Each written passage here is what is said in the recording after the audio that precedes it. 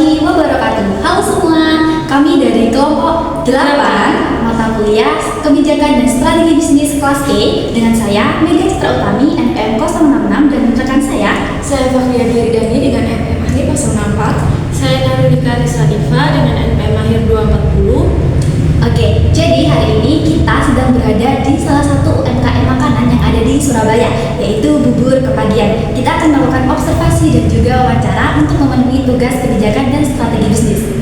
Di edisi Ramadan ini, Bubur Kepagian mengolah inovasinya menjadi bubur kemalaman.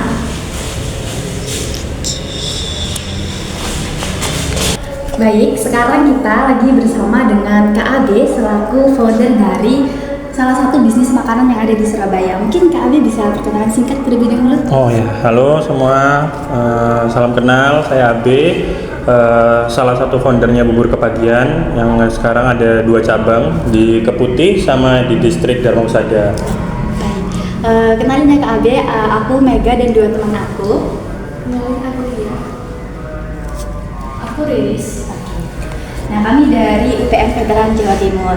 Nah, ini langsung aja nih Kak, boleh gak sih diceritain apa yang menginspirasi Kak Abe nih buat buka usaha Bubur Kepagian ini, dan juga kenapa milihnya namanya buburnya Bubur Kepagian? Oke. Jadi dulu itu memang kalau backgroundku kebetulan tuh sebelumnya buat bisnis makanan ini aku ada beberapa bisnis lain. Nah, ada jasa juga, tetap dulu juga pernah bikin F&B, tapi selalu gagal yang di F&B-nya. Nah, akhirnya mungkin rasa penasarannya itu dorong aku buat pengen nyoba lagi bikin F&B. Nah, rezekiku ketemu sama teman, ada partner lagi, ada chef dulu, bekasnya chef hotel, sama chef ada suatu brand lah ya. Terus ketemu juga partnerku yang punya tempat di sini di Keputih. Nah, akhirnya sama-sama satu visi, kita ngobrol, kita deal mau bikin waktu itu rencana awalnya kopi tiam. Kopi tiam, kan lagi happening ya, lagi hits banget lah kopi tiam. Terus dari aku personal kayak bilang jangan deh, tak bilang jangan bikin kopi tiam, sudah terlalu banyak.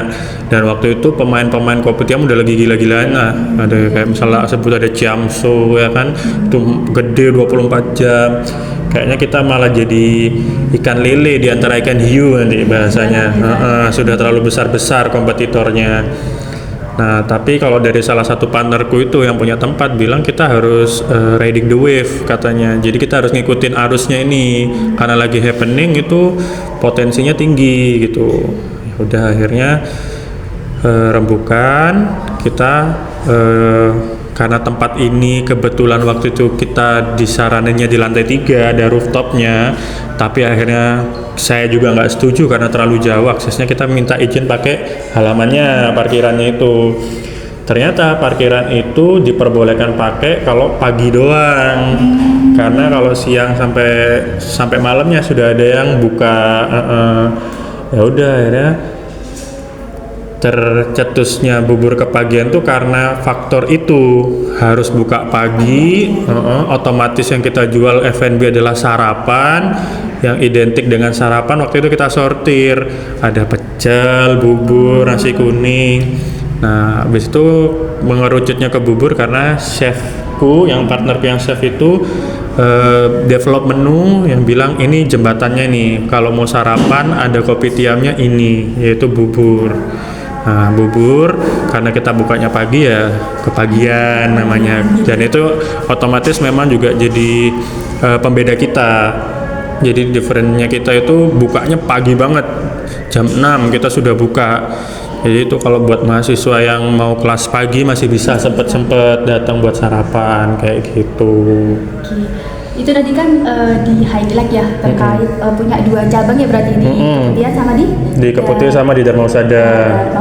Nah, itu pasti kan sudah lumayan lah untuk tenaga kerjanya atau karyawannya nih Kak. Nah, gimana sih Kak untuk kebijakan yang dilaksanakan oleh Kak Adi sendiri untuk 2 cabang ini biar bisnisnya tetap terjalan dengan lancar? Oke. Jadi gini, sebelum kita memutuskan untuk buka cabang kedua Dharma Husada, kita harus concern dulu di sistem yang sudah berjalan di Keputih di cabang pertama. Nah, kebetulan concern kita itu seperti apa ya untuk kepegawaian ya. Pegawai itu gimana ceritanya? Singkatnya itu apa ya? Autopilot bahasanya ya. Kalau aku bahasin autopilot, gimana ceritanya pegawai ini bisa seefisien mungkin. Jadi bisa se-autopilot mungkin. Jadi kalau misalnya kita mau buka cabang, itu tinggal copy paste sistem yang tidak menyusahkan.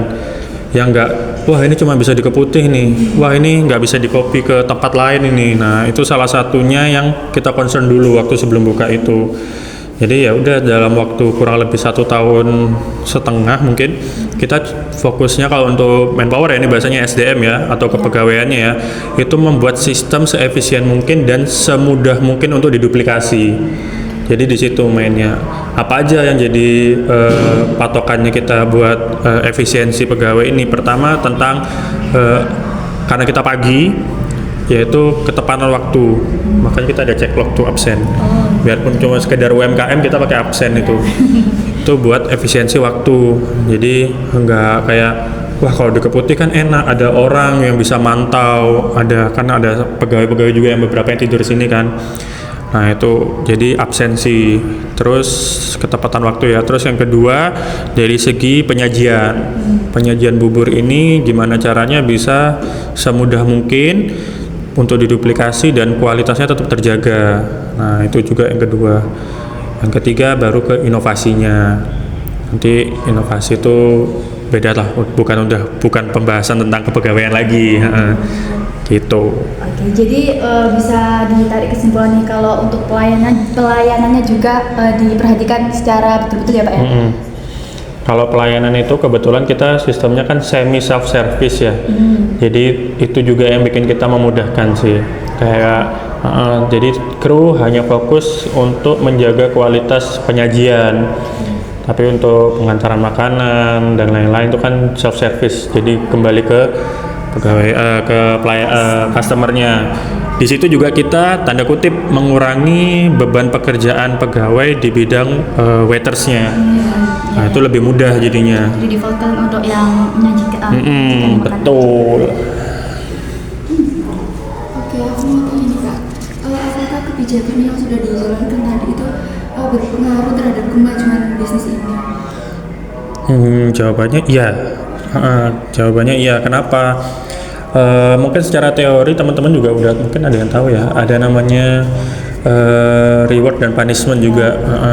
Jadi dengan mendisiplinkan pegawai, dengan memperketat aturan yang kita buat, mensimpelkan sistem juga, itu membuat bisnisnya cepat majunya. Kayak tadi aku bilang, cukup dengan waktu 1,5 tahun kita sudah bisa memutuskan ini bisa diduplikasi, buka cabang lagi, ini bisa diduplikasi. Nah, concernnya memang di situ KPI-nya setiap pegawai itu mulai dari absen, terus product knowledge, terus apalagi ya. Ya kalau misalnya di kita juga ada apa bahasanya internalisasi ya, bahasa internalisasi itu juga pendekatan kita secara non formal ke pegawai, itu juga berlaku semua dan itu berpengaruh semua ke bisnisnya sendiri. Jadi pegawai lebih betah, terus kita nyesuaiin job desk juga lebih mudah ke pegawai gitu. Jadi nggak yang otoriter gitu Pak ya? Enggak. Terus bagaimana sih Kak strategi pemasaran dari bisnis ini? Apakah lewat media sosial atau bagaimana? Oke, ini sebenarnya ada orang marketingku sendiri yang bisa jawab. Tapi kurang lebih memang kalau di awal segmen kita terbentuk karena tempat juga. Jadi di lokasi ini mahasiswa ya, benar, mayoritas mahasiswa usia muda. Jadi memang senjata andalan kita untuk marketing sosial media. IG, TikTok itu kencang banget kita pakai di sana. Biarpun di awal-awal kita masih organik. Dalam 1,5 tahun itu kita masih organik banget. Benar-benar cuman ngeposting aja random, ngeposting tentang highlight menu kita, karena kita kuatnya sebenarnya di menu, di produknya. Jadi kita bukan embel-embel, wah ini pokoknya kopi tiam gitu, enggak. Tapi kita memang highlight produknya. Makanya nama kita berani kasih nama bubur di awal. Bukan kayak apa kopi tiam, ini apa kopi tiam gitu, enggak. Jadi kita dominan di situ. Setelah 1,5 tahun berjalan, baru kita berani pakai KOL. Nah dari situ semakin growth-nya semakin cepat, semakin kencang banget kayak gitu. Oke, kalau nggak salah nih aku stalking Instagramnya bubur kepagian nih di bulan Ramadan ini kan ganti ya namanya jadi kemalaman. Apakah itu jadi bagian dari strategi dari KAB? Iya benar. Jadi pas di tahun awal kita buka, kita waktu itu kecolongannya di momen Ramadan. Gimana nih puasaan? Ternyata di Keputih ini tidak boleh buka pagi-pagi. Sebenarnya kalau ada peraturan ya, sudah ada, jadi dari ormas ya, ormas di Keputih sini itu tidak memperbolehkan kita buka pagi. Nah, habis itu ya kita kan mikir ya gimana nih ke karyawan kita, masa diliburkan 1 bulan kan kasihan ya. Kasihan dalam tanda kutip, mereka ya bukan nggak cuman orang yang iseng nyari kerja, kan beberapa juga butuh pemasukan, ya nggak beberapa, semua lah ya butuh pemasukan, kan kasihan. Ya udah akhirnya nyoba nego ke pemilik tempat yang masalah satunya masih partnerku juga kan, dia nego ke keluarganya, ini boleh nggak kita buka malam, konsepnya kita rubah.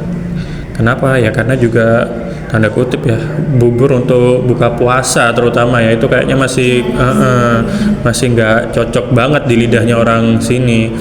Ya udah akhirnya di ACC buka malam, ya kita rubah namanya kemalaman biarpun kita nggak malam-malam banget sebenarnya tutupnya. Nah cuman kita tetap pakai konsep semi kopi tiam yang kita highlight bakmi, karena itu juga bukan nambah, kita ganti switch, jadi karbonya yang awalnya bubur kita ganti mie. Itu sama juga yang konsep awal riding the wave, oh ini bakmi lagi rame nih, kita ikut aja bikin bakmi.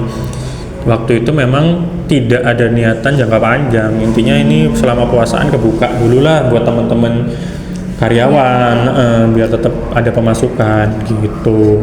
Kalau dibilang strategi bisnis, iya, bisa dibilang juga iya, karena jadi unik juga, orang-orang jadi lihat, oh ada kepagian, ada kemalaman. Kayak marketing juga, dan demandnya di sisi bisnisnya, orang sebenarnya banyak yang tertarik, kayak aku mau deh buka kepagian kemalaman gitu. Cuman untuk kemalaman karena bahasanya ini pivot sementara ya dari kepagian kemalaman, kita belum berani karena baru berjalan 1 bulan lalu, tahun lalu, puasaan tahun lalu, ini baru bulan kedua kita coba lagi, jadi masih banyak improvement lagi gitu. Tapi sudah cukup seperti yang kepagian, misalnya dibuka pagi ataupun malam itu sudah cukup untuk pendapatannya, sudah setara atau seperti apa? Masih beda banget. Kalau untuk puasaan ini mungkin aku buka buku aja ya. Kalau misalnya pagi kita bermain sendiri di tempat ini, kita nggak ada usaha-usaha lain yang buka. Tapi kalau malam kita mau nggak mau harus nimbrung sama usaha-usaha lain yang udah buka di sini. Ada nasi goreng ya kan? Iya, jadi mau nggak mau kita harus collab. Nah, ketika collab itu ya sebenarnya kita tanda kutip nggak cuan banget karena kita nimbrung bahasanya. Oh aku nimbrung mas di tempatmu.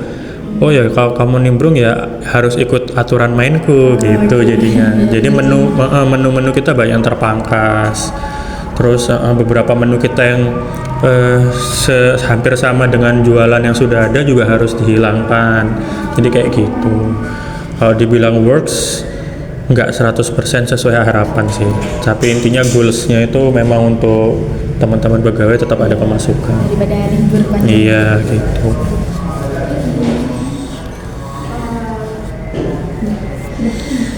Selama menjalankan yang sebelum-sebelumnya sudah Tantangan tadi itu juga mungkin tadi kan ada checklog tuh. Nah, adakah kayak karyawannya tuh kayak apa istilahnya bandel gitu?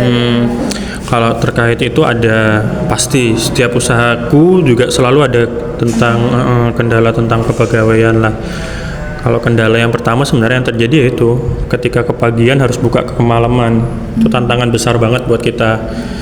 Terus kalau pertanyaan yang ngerucut ke tentang karyawan atau pegawai, karyawan bandel itu ada pasti, makanya ada reward dan punishment itu yang terus kita jalankan.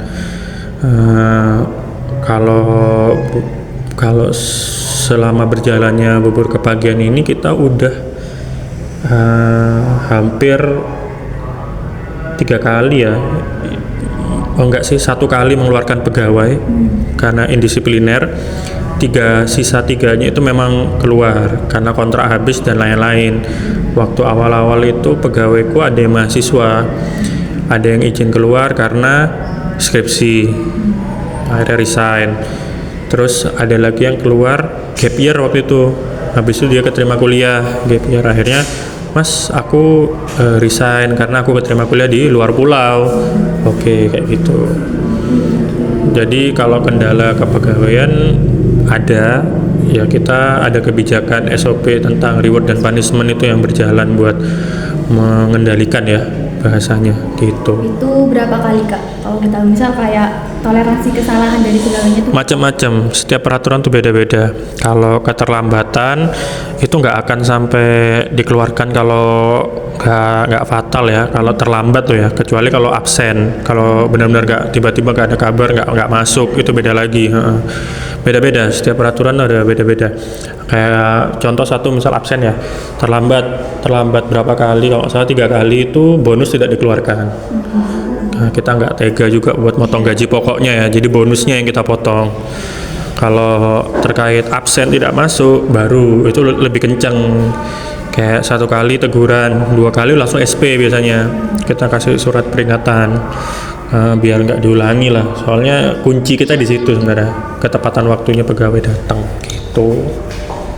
Terus kalau dibandingkan hari biasa sama bulan Ramadan ini tuh ada perbedaan signifikan nggak dalam penjualannya? Ya tadi udah kita singgung ya, beda banget. Kepagian sama kemalaman terutama itu beda. Kepagian kita pemain tunggal bahasanya di sini. Kompetitor itu malah datang setelah kita kebanyakan. Kalaupun ada yang lebih dulu datang, itu sudah tanda kutip sudah tidak setara kita kompetitornya. Mereka masih bermain bubur-bubur biasa, masih bubur-bubur Bandung, bubur Jakarta kayak gitu. Nah, kalau baru-baru ini memang ada pemain-pemain yang sudah mulai meniru kita, bubur Hainan, ya bubur ala-ala kopitiam lah ya, bubur ala-ala Chinese gitu, Asian food gitu. Nah, kalau misalnya dibandingkan jauh dan kepagian sama kemalaman. Kepagian tidak ada kompetitor bahasanya, kita yang malah top of mind-nya di sini. Pemain tunggal. Kalau kemalaman kita harus kolaborasi sama teman yang satu lahan, sesama yang buka di satu area. Terus produk kita juga dalam tanda kutip hanya 1 bulan adanya, jadi orang belum bisa proven ya tentang produknya gitu. kira-kira nih Kak Abi, ada rencana buat opening untuk cabang lain di daerah? Cabang baru. 2025 itu insya Allah kita rencana itu mau target ya, insya Allah itu mau buka 3 lagi rencana. Di Surabaya juga? Di Surabaya, kebanyakan tuh kemarin demand-nya memang masih di Surabaya dan kita memang juga nyeleksinya di Surabaya. Kalau yang di luar kota itu udah ada juga yang minta, tapi kita belum berani untuk ngelepas kayak gitu. Oke.